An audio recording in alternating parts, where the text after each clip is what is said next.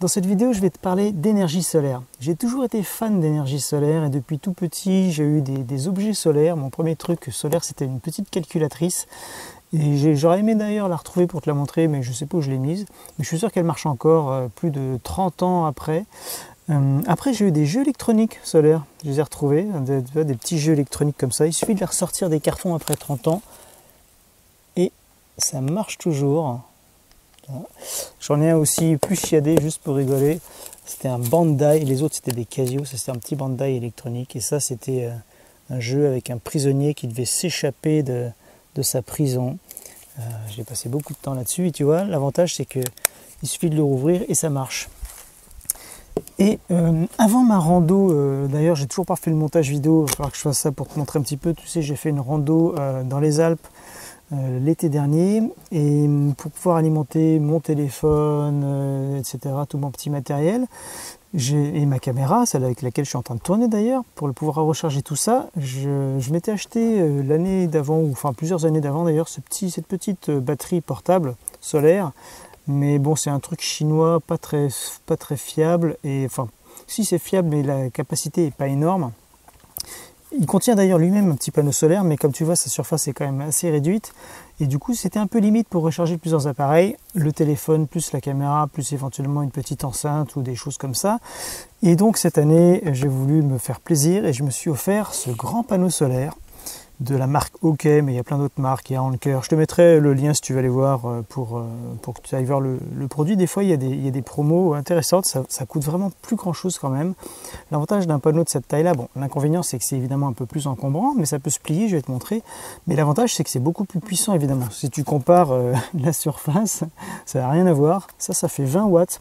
Évidemment, dans ces conditions-là, en plein soleil, bien orienté, et dans ce cas-là, avec un appareil comme ça, eh bien, soit on le fixe sur le dos de son sac à dos, soit on le pose par exemple quand on déjeune ou le soir. Enfin, évidemment, il faut qu'il y ait du soleil ou du moins de la lumière ambiante. Tu vas voir d'ailleurs que même s'il n'y a pas de soleil, dans certains cas, ça peut recharger. Donc, pour recharger un téléphone, c'est l'idéal parce qu'en fait, il y a des sorties USB, tu branches ton téléphone dessus et c'est vraiment comme si tu le branchais sur une prise électrique murale normale, voire même plus rapide parce que tu peux avoir jusqu'à 2,4 ampères par sortie sur celui-là. Sur ce modèle-là, il y en a d'autres où il y aura éventuellement, bon, il y a des modèles différents, donc avec des puissances plus ou moins importantes. Là, il y a deux sorties qui font au maximum 2,4 ampères, sachant, je crois, que sa puissance maximale, c'est 3, quelque chose. Donc, ça veut dire que s'il y a un appareil sur une des prises qui mange 1 ampère, eh bien, il peut avoir encore les 2,4 sur l'autre, ça doit être 3,4 ampères autour, enfin bon, peu importe. Alors cette puissance maximale de plus de 2 ampères, ça veut dire qu'on peut recharger même des appareils un petit peu plus gros que des téléphones, comme des tablettes par exemple. Là par exemple, je suis en train de recharger une tablette. L'inconvénient de beaucoup d'appareils électroniques, c'est que lorsque la puissance baisse, ils peuvent se désactiver, éventuellement la charge, et dans ce cas-là, il faut les débrancher et les rebrancher pour que la charge reparte. Mais j'ai constaté sur mon téléphone que même s'il désactivait la charge, si par exemple il y a un nuage qui passe ou quelque chose, et bien même s'il n'était plus en mode charge quand le soleil revenait, il continuait à se charger quand même, peut-être moins vite, mais la charge continuait. Donc bon, ça doit dépendre après des appareils, des marques, etc. Toujours est-il que pour un téléphone, donc un appareil par exemple qui ne consomme pas grand-chose, qui n'a pas besoin d'une forte puissance pour se charger, comme un téléphone, et bien même par temps gris ça fonctionne avec un panneau de 20 watts comme celui-ci. En tout cas, même par temps gris, je peux recharger mon téléphone à une vitesse à peu près équivalente que si je le branche. Par contre, si vraiment le temps est très couvert ou que je le branche en fin de journée où il commence vraiment à faire plus sombre, bon bah là la charge peut s'interrompre. Mais vraiment, on n'a pas forcément besoin de mettre en plein soleil. Par contre, pour recharger une tablette comme celle-ci par exemple, là il faut vraiment que le panneau soit au soleil parce que sinon la charge s'interrompt et les batteries des tablettes sont quand même assez grosses. Et là, si le panneau n'est pas en plein rendement, bien exposé au soleil, c'est insuffisant pour charger une tablette, ou alors il faut vraiment être patient pour obtenir un résultat. Avec un téléphone, on peut vraiment considérer que quand il y a des conditions correctes, on peut le recharger aussi rapidement, voire même un peu plus rapidement qu'avec son chargeur fourni d'origine. Donc c'est quand même pas mal. Et ça, l'avantage, c'est que donc ça peut se plier. Tu vois, c'est quand même. Alors je sais plus, il y a plusieurs modèles. Celui-là, il est un peu lourd, il fait dans les 800 grammes, mais je l'ai acheté parce qu'il était vraiment super pas cher. Tu vois, on le plie comme ça. Voilà. Il y a un petit scratch. Et celui-là, il fait dans les 800 grammes. Et bon, bah voilà, ça fait à peu près c'est un peu à peu près le même format qu'une page 21-29/7, enfin en longueur, en largeur un petit peu plus court peut-être, mais enfin voilà. Et il y a des modèles qui sont 2 fois plus légers, des fois 2 fois plus chers, mais enfin bon, après il faut savoir ce qu'on veut éventuellement. Il faut être à l'affût des promos parce qu'il y a des fois vraiment des tarifs intéressants. Alors par contre, là tu vois, moi je suis un peu un geek, des fois je continue à me faire plaisir et je continue à l'utiliser même quand je suis à la maison et que j'ai des prises de courant. Parce que déjà là par exemple, tout à l'heure j'ai regardé des trucs sur la tablette, je m'étais mis là tranquillement au soleil. Et l'avantage, c'est que eh bien, ça maintient la charge, voire même ça le recharge. Ça dépend de l'ensoleillement, mais déjà ça fait un pare-soleil pour la tablette, donc je vois mieux l'écran. Et en plus, finalement, ça use pas la batterie puisque sa charge est maintenue. Alors des fois, en fonction de ce qu'on fait avec l'appareil, si vraiment on lui demande beaucoup de ressources, la charge peut diminuer un petit peu. Parce que dans certains cas, la puissance du panneau n'est pas suffisante pour compenser la consommation électrique de l'appareil, en l'occurrence la tablette. Mais dans la plupart des cas, on peut maintenir la charge. Et pour un téléphone, là, il n'y a aucun problème. Même si on l'utilise et qu'on consomme à mort les ressources, il se charge quand même avec un truc comme ça, parce que là, la puissance délivrée par ça est largement suffisante. On peut également, dans certains cas, recharger ça. Par exemple, il y a une petite pochette à l'intérieur. Et pour ma randonnée, ce que je faisais, c'est que je rechargeais ça avec ça dans la journée. Je mettais ça à l'intérieur et je le branchais avec un petit câble standard. Comme ça, le soir, je pouvais recharger mes appareils tranquillement, même la nuit. Et l'avantage, c'est que ça se charge, même s'il y a un moment où le panneau est caché, ou qu'il n'y a plus de soleil, ou peu importe, eh bien ça se charge quand même. La charge, si elle s'interrompt, elle se reprend et le truc se charge tranquillement toute la journée, ce qui fait qu'à la fin de la journée, j'ai la batterie pleine dans cet appareil que je peux ensuite donc utiliser comme je le veux.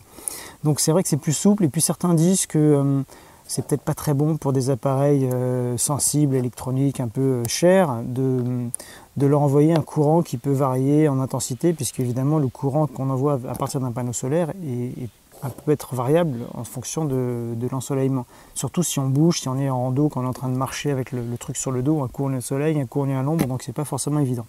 Et pour rigoler, j'ai fait le calcul, je suis allé chercher un peu sur internet des infos là-dessus. C'est pas pour une histoire d'argent, en tout cas quand on est à la maison, puisque le coût de recharge d'un smartphone annuel en le branchant sur le 220 volts en France en tout cas est de l'ordre, je crois, si je me rappelle, d'environ 1 € par an.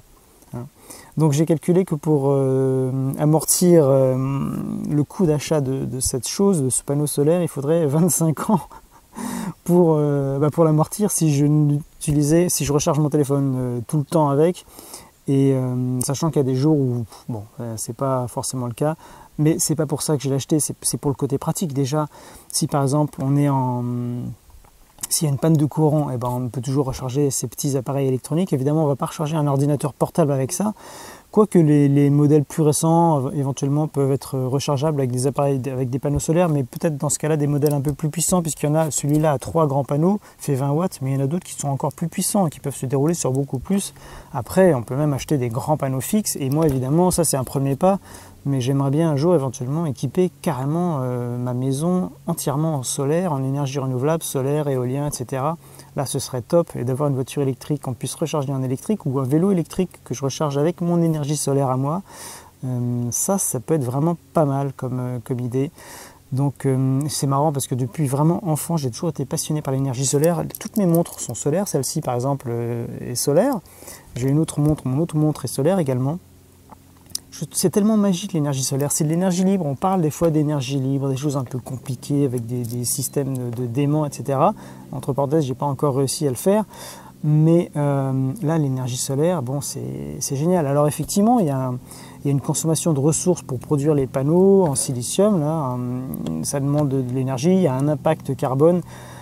On dit qu'en général, ça a une durée de vie d'à peu près 20 ans. Bon, là déjà, je vois que sur ces jeux-là, ça fait 30-35 ans, voire pas loin de 40 ans qu'ils ont été produits et ils marchent toujours. Donc c'est vrai que les panneaux peuvent perdre un petit peu en production au fil des années, mais malgré tout, c'est largement rentable et peut-être qu'il y a moyen de les recycler, ça j'en sais rien, j'avoue que j'ai pas fait la recherche là-dessus, mais bon. Je pense que malgré tout, c'est une très très bonne alternative à beaucoup d'autres sources d'énergie et ça peut vraiment être un moyen d'être très autonome, d'avoir sa propre énergie électrique, c'est quand même génial.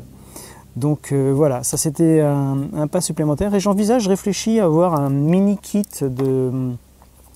d'autonomie solaire pour recharger ne serait-ce que mon ordinateur portable, un ou deux petits éclairages pour réussir à survivre non-stop juste avec l'énergie solaire pour travailler, pour recharger mon petit matériel et un ordinateur éventuellement et puis quelques trucs en plus, un peu d'éclairage. Il n'y a pas besoin de grand chose en réalité, surtout si on utilise des éclairages à faible consommation comme des lampes LED ou des choses comme ça.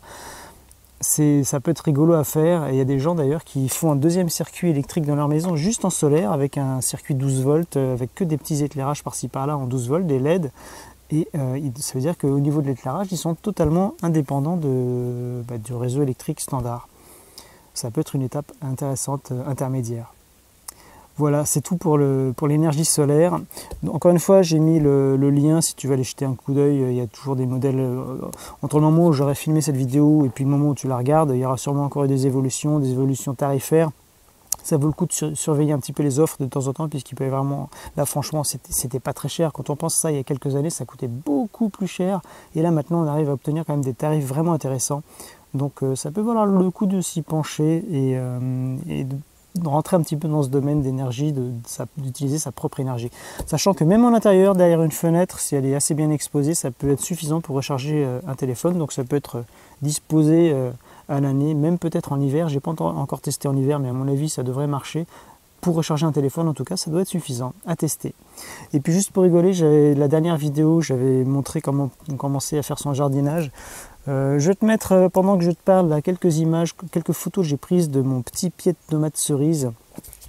Il est là, en fait. Là, il n'est pas très beau, mais j'ai été absent un bon moment d'ici, donc malheureusement, j'en ai pas beaucoup profité. La voisine, je lui avais demandé si elle pouvait l'arroser les jours un peu secs. Donc, ce qu'elle a fait, et je lui ai dit évidemment qu'elle pouvait se servir. Il a dû donner entre 50 et 60 petites tomates quand même, qui sont très bonnes. Donc, j'en ai profité quand je suis revenu, il n'y a pas très longtemps. Et là, il n'est pas très beau, mais il a bien donné. Et le basilic aussi, bon, les limaces se sont bien gavées, mais malgré tout, il a tenu le coup. Et puis, n'hésite pas à t'abonner à la chaîne, à faire un pouce bleu levé si tu as envie de m'encourager et de permettre à cette vidéo d'être un petit peu plus connue, et à ma chaîne également de se développer plus rapidement sur YouTube. Et on reste en contact pour d'autres vidéos et éventuellement d'autres podcasts, parce que je suis en train de réfléchir fortement à un nouveau concept de podcast. On en reparle très bientôt. Salut!